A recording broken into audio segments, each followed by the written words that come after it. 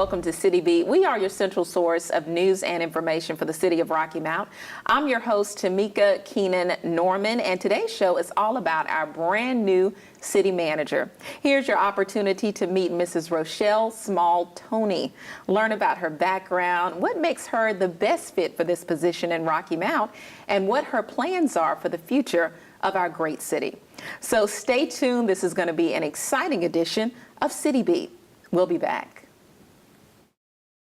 PNC presents and the City of Rocky Mount hosts Downtown Live. This bi-weekly outdoor concert series kicks off May 11th, and the fun continues through September 28th. Meet us on the Imperial Center lawn for live music from groups like the Tams, Love Tribe, and much more. Music starts at 6 p.m. and admission is absolutely free. For more info, visit downtownrockymount.com or call 252-972-1151. Thanks to these sponsors.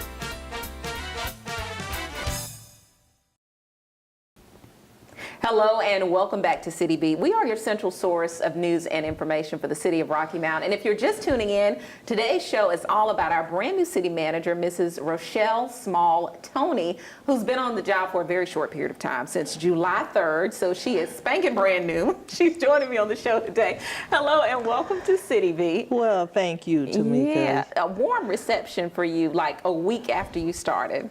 Congressman G.K. Butterfield, Senator Angela Brown had the big names at your swearing-in ceremony. It was awesome. Yes. I mean, very, very nicely done. And I certainly do appreciate all the kindness and all the warm welcome, you know, from the staff and the community. It was just beautiful. It really was. They showed their support. Your sorority sisters. My sorority sisters, Alpha, Kappa Alpha Sorority Incorporated. Yeah. And certainly, I mean, it was just a wonderful, wonderful celebration. It was. How does it feel to be the first female city manager for Rocky Mount? Well, you know, in many respects, I don't really think about it from that standpoint. Although I will tell you that I have been approached by many women in the community who think it's a very high honor, as I do, about being the female, and you know, they'll sort of chide me a little bit and say, well, you know, I'm glad there's a female in there. So, but it's a wonderful feeling. Yeah. Quite a high honor. Well, welcome. Let me say that also. And before we delve into your career, I want to start from the very beginning so people can really get to know you. If you don't know, she's a native of Wilmington, North Carolina. How was life like growing up in Wilmington? Tell me about your mom and dad, how you got into sports, all that good stuff. All that good stuff. Well, I was actually born in Brooklyn, New York. Okay. But as you can tell from my very southern drawl, I did grow up in the wonderful port city of Wilmington. It was a lot of fun. My parents were school teachers. And so they, I won't say they were strict, but they certainly had very high standards for myself and for my sister. And we always knew that we would go off to university and, you know, explore our interests. And in terms of sports, I live right around the corner from a recreation center, that the 8th Street Center, that also had a tennis court. And in those days, it just wasn't a lot for us to do. You know, we would play kickball, the regular things that kids do growing up. But somehow or another, I ended up with a racquetball, a tennis racket, and a ball. And I was in our driveway hitting the ball up against the house. And the postman came by who was a tennis player. And he asked my mother if I could, you know, go to the 8th Street tennis courts. And that's how the tennis started. Okay. Very early age, maybe 8 years old. And so from there, I just played in city tournaments and on into high school. And thought I had a promising opportunity at UNC when I arrived there. But as it turned out, you know, I wasn't selected to play tennis there. And then, because of my height, I think people there assumed that I was a basketball player, which I wasn't because 4A schools back then did not have girls basketball. So I really learned how to play in the intramural leagues and represented the BSM team, the Black Student Movement team. Okay. And then I guess because of my athleticism, caught the attention of junior varsity basketball coach who encouraged me to, play my junior year on the JV team. And then there was a change in the coaching staff when I became a senior. And Coach Alley selected me to join that team my senior year. So that's how I ended up playing basketball. And here I was thinking it started, maybe when you were 8, you started with tennis. Okay. No. All right. Yeah. And you were the first African American female to play for Chapel Hill. Yeah. And, I would say that back in the 70s, when I was an undergraduate student there, the issues of diversity and inclusion were still a challenge for the university. And, for whatever reason, other African American students did try out for that team, but unfortunately were never selected to play. So some people will say they would attribute that to the coaching staff. I'm not quite sure. But I do know that when Coach Alley selected me to play in some subsequent years after that, there were some issues about that, around that. So, race, had a factor perhaps in the past. And, it is a interesting historical footnote because even at that time, I certainly was conscientious of that issue, but it wasn't the only thing that really drove me to at least try out for the team. So there was quite a bit of encouragement from my JV coach and some of the players, and I said, well, why not? Fun thing to do. Exactly. Wasn't gonna get a check for it, but there was a fun. It was fun because at that time there was no WNBA, and so you didn't really look at it as the next step would be to play in the WNBA because it just didn't exist. So that's pretty much what happened. Okay. So parents, teachers, how did you get into this particular field in government? Oprah always talks about this aha moment. What was that aha moment for you? Well, in high school, I was very active in student government, and I served as student body president my senior year. I think I was the junior class president, and maybe a co-president in my sophomore year for John T. Hargett High School. And so, you hone your leadership skills very early. Great deal of mentoring going on because this was a time when the New Hanover County schools were integrating. And so there was a lot of interest in making sure that, African American students did participate in leadership of the school. And I was fortunate enough to have had that opportunity to do that. And public service is something that I would say is just in my blood. When I think about my grandfather, who was the first African American agricultural extension agent in Chowan County many years ago. So public service has just always been a part of my DNA, so to speak.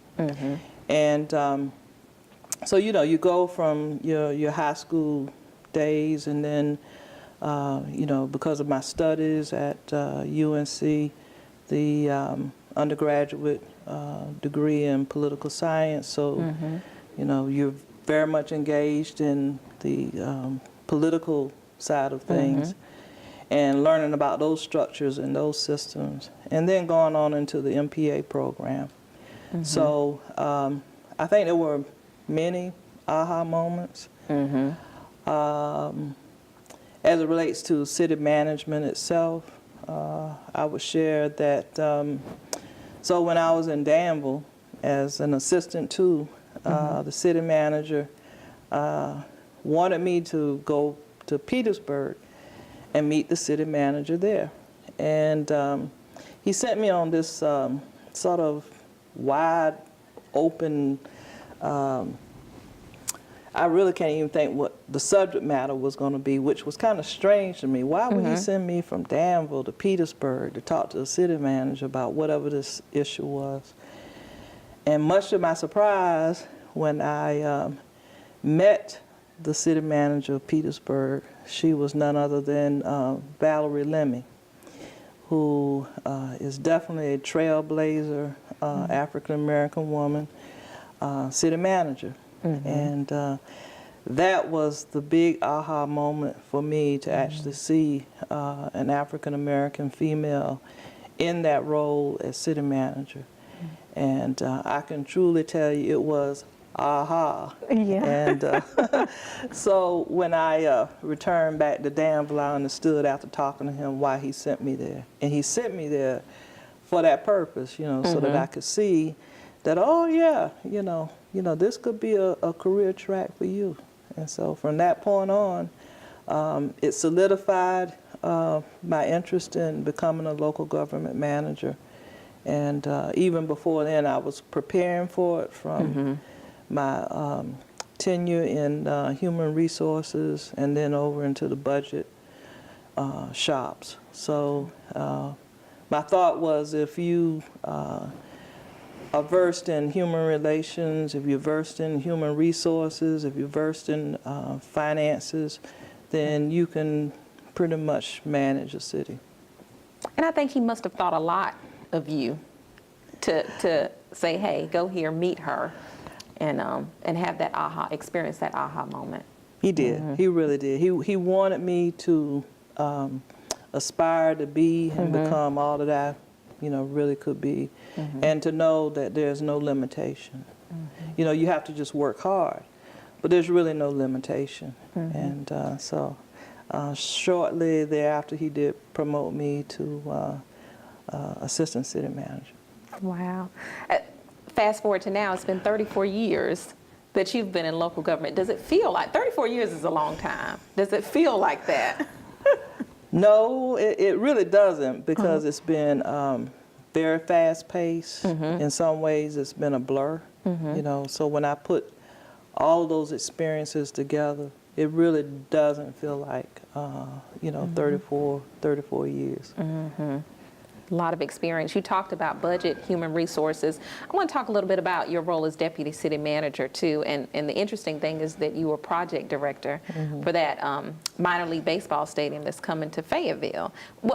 Tell me a little bit about your role in that too. Well, I was hired by then city manager Ted Voorhees to really take hold of the economic development plague, if you will, that was over the city. Very stagnant in terms of small business development, in terms of revitalization of the downtown area and the Murchison Road corridor, which leads right into Fayetteville State. And so if you know anything geographically about Fayetteville, Murchison does intersect Hay Street. Is divided by the Rowland Street Bridge, but if you were to draw a line, it would, intersect right there on Hay Street. Let me interrupt you and say go Broncos, because I graduated from Fayetteville State. Now proceed. Go Broncos? Yeah. Okay. Well, good. It's a great university, by the way. And so my charge from the manager was to come up with a plan for that area to give it an economic boost. Well, my experience in Savannah with the minor league baseball program and stadium there was the first thing I turned to, because it was clear that sporting events and stadiums in particular are really economic drivers for the downtowns and for depressed areas. And So I reached out to the former owner of the Savannah Sand Gnats, that team, and asked him to come to Fayetteville and take a look around and see what he thought. You know, would minor league baseball work here? And in working with him and, you know, some of the departments that I oversaw, we came to the conclusion that it would work. And I went back to the city manager and asked him if he thought that would be a great idea. And he, coming out of Durham, yes, he immediately said, well, absolutely. And so we pursued that project, and we were fortunate enough to have the Houston Astros to really express an interest in bringing their team from the California League over to the league here on the East Coast, and you know, things just fell into place. So that's basically how it got started. Well, I see now why council was so excited about you too, because we've got the Rocky Mount Event Center. I know you've read so much about that. What were your initial thoughts about that center and how it's going to help our area to grow? Okay. Well, my initial reaction was yes, you know, because it has just been proven over and over again in many communities that special events, sporting events in the downtown, it is a draw. And you have to be really conscientious about where you put projects like that, where you make your investments. And thus far, it is pretty clear that they do draw people to the downtown. And while it's important to have cultural events and arts and things like that, but when you couple that with sports, then you really have quite an opportunity. Given its proximity to the Imperial Center, where you have the arts and cultural, and now you're just adding the other leg to the whole thing, we're going to find that once that event center opens up, it's going to draw people, not just local people, but people from all over the region, from all over the state, and I dare say even out of state, into the downtown area and the areas surrounding it. So my reaction was, yes, great place for it to be, and really a really good center that's being developed there. Okay. So you mentioned Imperial Center. Where else have you visited? How have you already kind of acclimated yourself to Rocky Mount? Well, I can still slip around town and not be noticed. Right. So I certainly take advantage of that. But I've been to a few of our partner meetings. I've visited the Rotary Club. I've been to one of the business after hours by the Chamber of Commerce. Okay. So, you know, I'm moving about outside of City Hall a little bit more now, and meeting the employees of the city, which I certainly enjoy doing that. And so things are starting to fall in place, just as we thought they would, actually. What's your impression so far? I love the place. I mean, I really do. And I think it's a great time to be in Rocky Mount. Not so much as you know, the leader of the organization, but just as a resident of Rocky Mount. I really sense a vibe of we have something to be proud of here, and I think it's contagious. You know, you mentioned the 34 years, and so after a while, you kind of want to tamper it down a little bit, and so being in a community now where, you know, there's not a lot of traffic, you know, pileups and people dotting in and out, you know, some of those things you just take for granted. And but when you come to a community like this with its natural beauty, this vibe of, you know, we're moving forward, you know, look at us, we're doing great things here. Yeah, I'm very honored to be here. So the future of Rocky Mount, I know you've got a lot more assessing to do, learning to do, but what do you think your immediate goals are, say within the first 90 days or so? Well, of course, getting to know the organization and understanding our challenges, also understanding the various communities, the various neighborhoods and their needs, and how we can best serve them. I think in the first 90 days, it's all about just getting to know more about where you are. People get an opportunity to know who I am, but looking forward, very concerned about positioning the city for this new expansion and explosion of growth. And growth, of course, is a great thing, but we want to be well prepared for the growth. So we don't want it all to come at one time and then everybody's like, oh my God, what are we going to do next?